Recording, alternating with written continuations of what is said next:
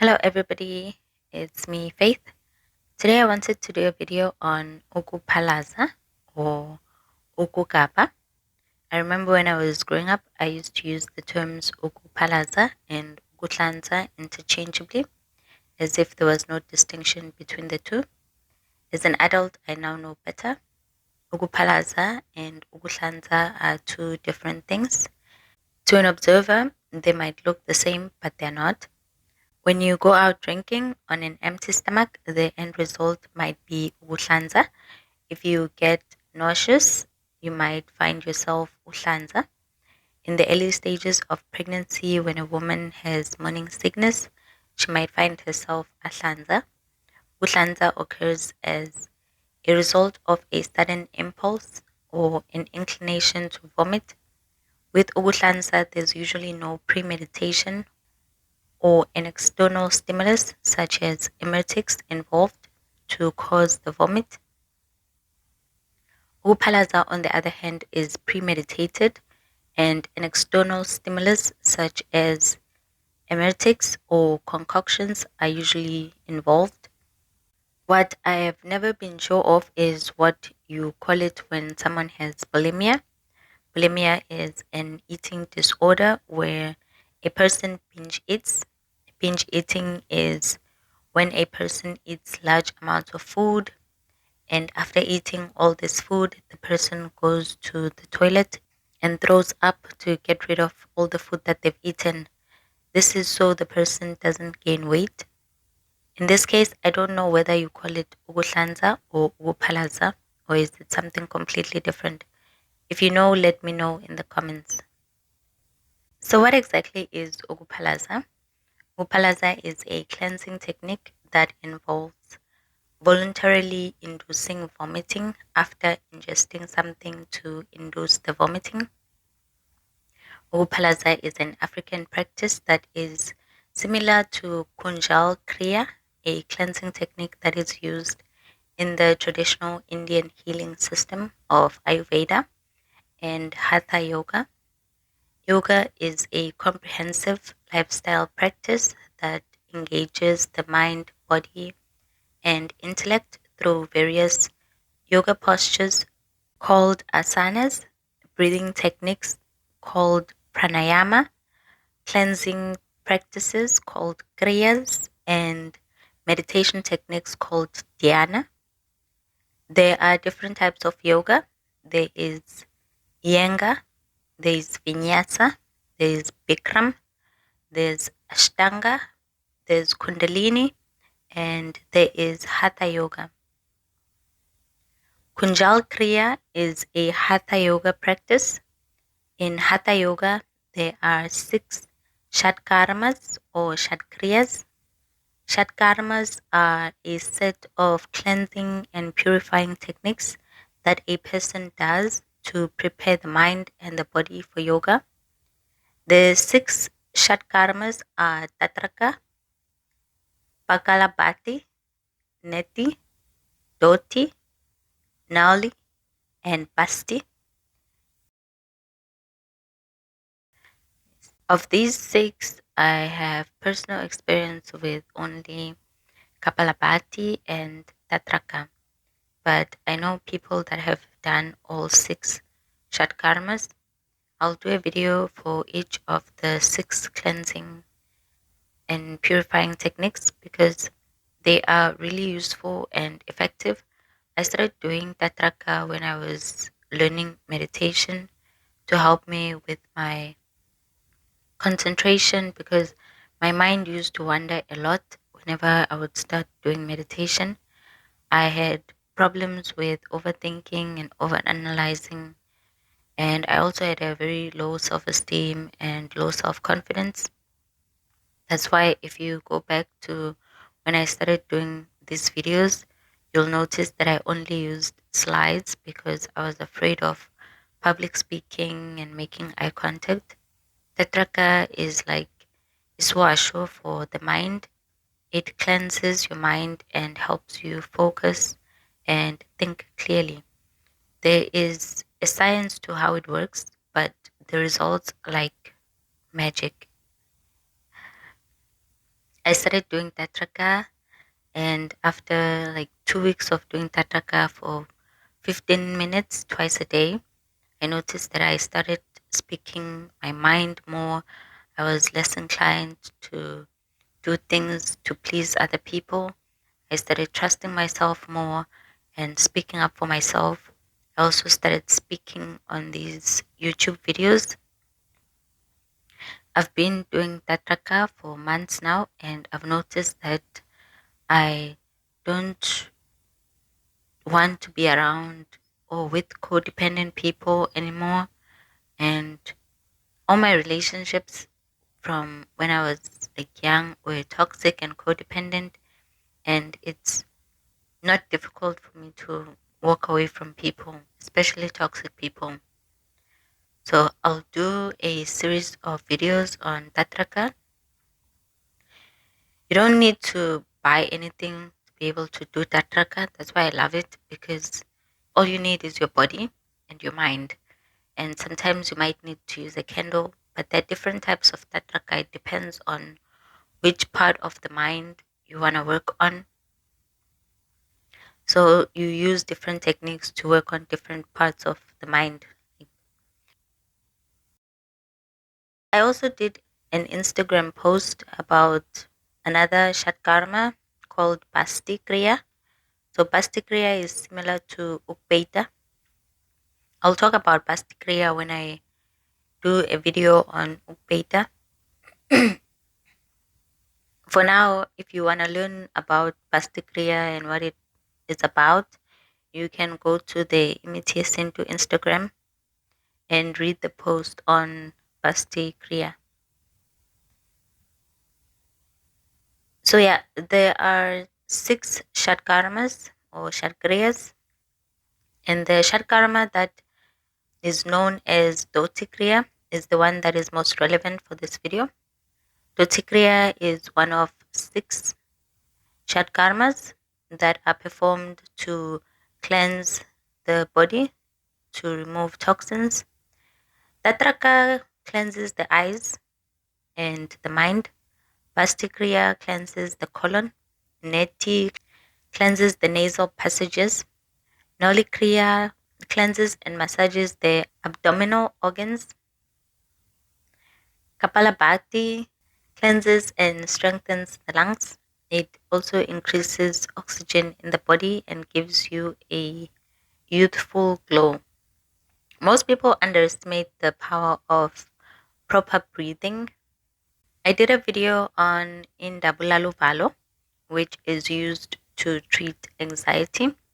A free and scientifically proven alternative to treating anxiety or ovalo is Kapalabhati Pranayama. These are a set of breathing techniques. You can use breathing techniques to treat a number of ailments in the body. Healing through breathing is the most recommended form of healing for women who are pregnant because it doesn't negatively affect the baby. I keep digressing. Sorry. Lastly, there is Doti Kriya, which cleanses the digestive tract, which includes the mouth and the food pipe.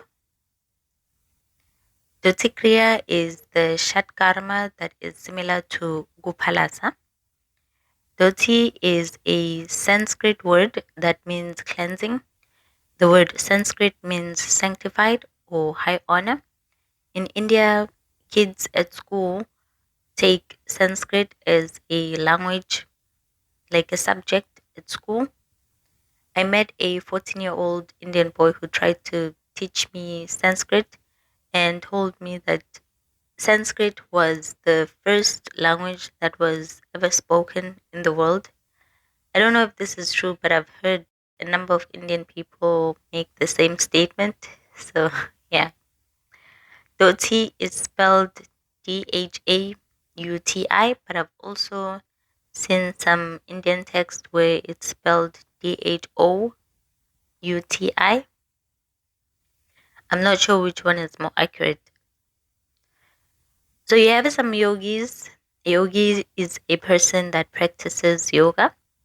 So some yogis say that Dhoti Kriya is the first of the 6 Shatkarmas. Again, I don't know if this is true. I'm only adept in tatraka and kapalapati Kriya. I only know of the other 4. I've never done them, as I've said. So I would not know the correct order of performing the Shatkarmas. Doti Kriya is a cleansing practice that involves drinking large amounts of water and then vomiting it out. There are different types of Doti Kriya. Each type is meant to cleanse a different part of the digestive tract. The one that I want to talk about in this video is called Vamana Doti or Kunjal Kriya. This is a practice where a person drinks large amounts of lukewarm water. This can be plain water or saline water. Saline water is water that's mixed with salt. So after drinking the water, the person will vomit to remove excess mucus from the food pipes. A consistent practice of Dhoti Kriya is said to balance the Kapha, Pitta, and Vata doshas in the body. In Ayurvedic medicine, the 3 doshas are said to be the 3 energies that are believed to circulate in the body, and they govern the body's physiological activities. Any imbalance in the doshas is said to lead to a range of physical and mental disorders. I will do videos on each of the 3 doshas. They're very fascinating. Ukuphalaza is to African people what Vanama Doti or Kunjal Kriya is to Indian people. Ukuphalaza is a practice for clearing the stomach through induced emesis. Emesis means to throw up or to vomit. The vomit is induced by an emetic. An emetic is something that is ingested by someone in order to make them vomit. Emetics can be anything. The most commonly used emetics in traditional medicines are in the form of concoctions with either herbs, roots, tree barks, syrups, Himalayan salt, or other types of salt, vinegar, iswasho, sukphalaza, and other things. For example, a concoction yokphalaza can be prepared by boiling plant roots or root extracts in water and then using the resulting water as your emetic to induce the vomiting, or by boiling different types of bugs in water or milk and then drinking the water. When I first started Ukuphalaza, I used water with vinegar. So you mix warm water with vinegar. That's probably the simplest emetic and it's very effective to use. But the emetic that you use or the concoction that you use will depend on what you are using Ukuphalaza for. So if you're using Ukuphalaza just to remove extra mucus on the food pipes, then you can use the Kunjal Kriya technique. If you are trying to get rid of uvalo, your emetic can include indabula uvalo. As mentioned in the videos Yoguchoba, Ukuphalaza is a cleansing technique that heals the body and treats a range of ailments affecting the body from the inside out. Ukuphalaza is not just a cleanser for purifying the biological body, but it is also for spiritual purging. So this makes Ukuphalaza a biological and spiritual purging practice. The benefits of Ukuphalaza are too many to count. You can use Ukuphalaza if you simply want to detox or remove toxins from the body. You can use Ukuphalaza if you ate rotten food. If you suspect you've been poisoned or unesidliso or ulisiwe, you can use Ukuphalaza. You can use Ukuphalaza to treat poor digestion. You can use it to treat cough or poor breathing problems. You can use Ukuphalaza if you've overdosed. You can use Ukuphalaza to relieve nausea. There are different ways to Ukuphalaza, and you can do Ukuphalaza at different times of the day. My grandfather used to say the most ideal time for Ukuphalaza was in the morning before you had something to eat. But there's a guy, Juba, Pongola, or Palazasai. His clients come Uzo Palaza even in the evenings.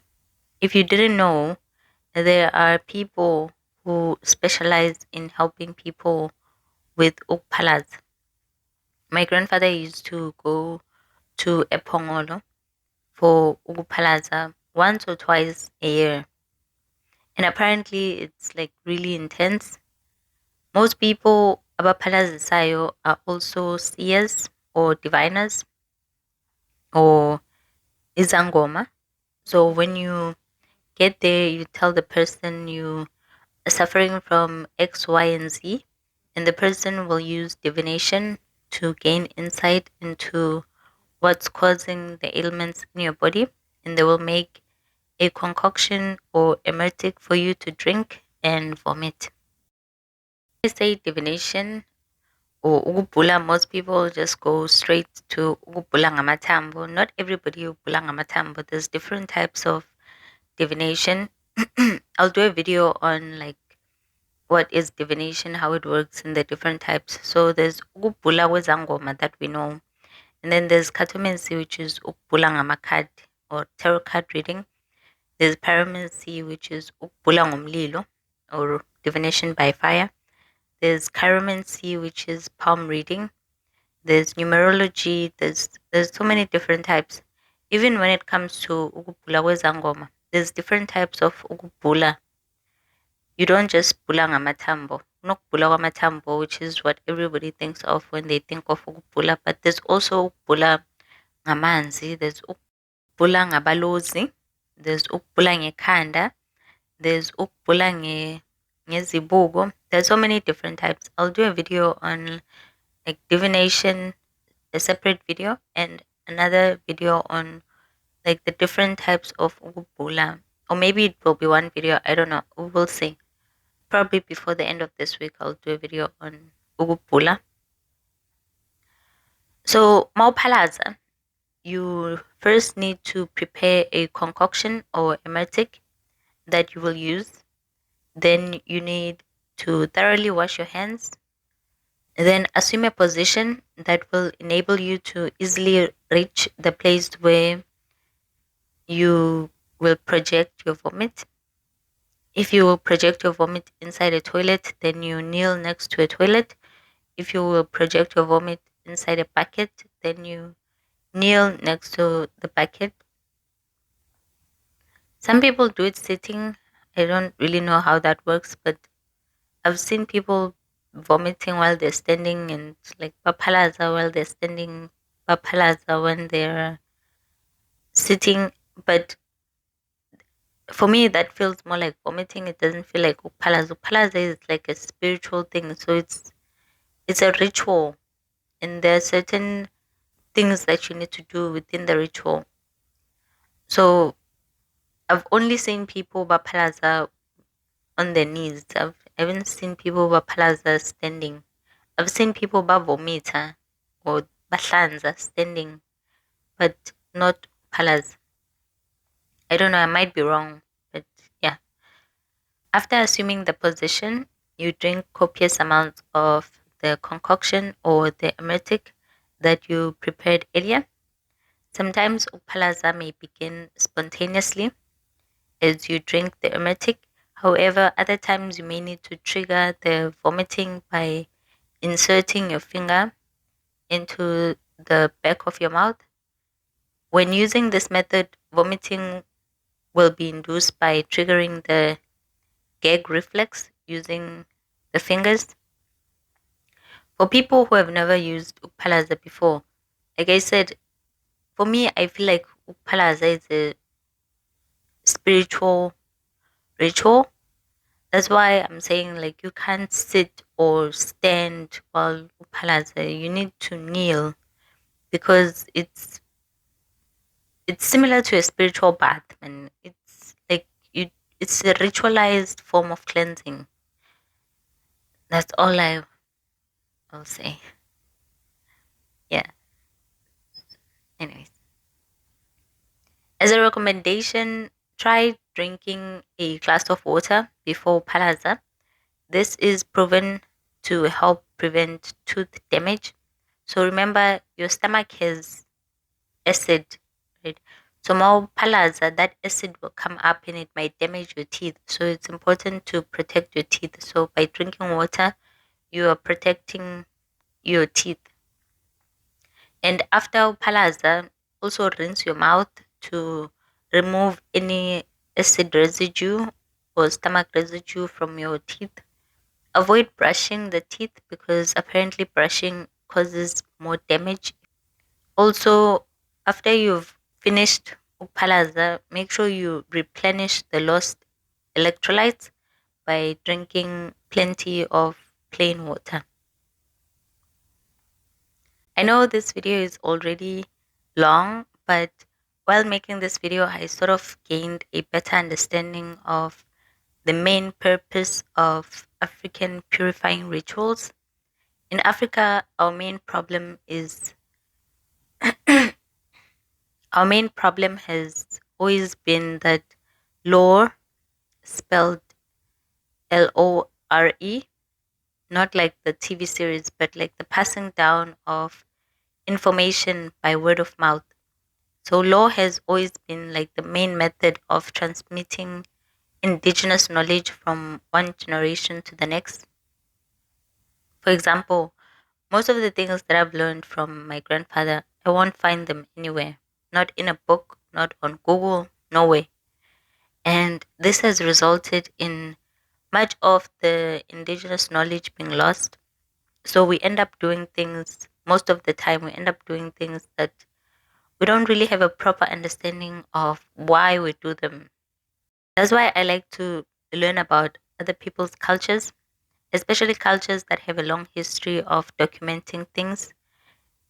I get to learn how they do what they do, and I get a better understanding of the fundamental reasons why we do what we do. So whenever I do a video and then I compare what we do to maybe like what Egyptians do or what Indians do, is because I'm trying to like help us understand the fundamental reasons for why we do the things that we do, because we're basically doing the same thing. So in Hatha Yoga and Ayurveda, they have the 6 Shatkarmas. The 6 Shatkarmas help ensure that there is a proper flow of the prana. And prana is what Indian people call the life force. In African traditional medicine, we have the same thing. The purifying rituals, which are ukukhatha, ukugeza, ukufuta, and ukuphalaza. They help remove physical, spiritual, mental, emotional blockages, and they help ensure a proper flow of what African people call ntu. So ntu is the universal life force that is found in all things, which include umuntu, which is a human being, hantu, which is the spirit of time and space, kintu, which is the spirit in things, and kuntu, which is the spirit in effectiveness. I'll do a separate video to like further explain what I mean by this, but I just found it to be quite fascinating, the correlation between what Indian people do and what we do being fundamentally the same, even though like our interpretation of what we do is kind of different. I didn't mean for this video to be so long. It was just supposed to be about Ukuphalaza. I'll have to include Kunjal Kriya in the title so people know that I've also included Ayurveda stuff as well. If you feel that this video was unnecessarily long and you feel discombobulated, I don't blame you. Anyways, You can bala back on the comments. Thank you so much for listening. Don't forget to subscribe. Stay blessed and bye.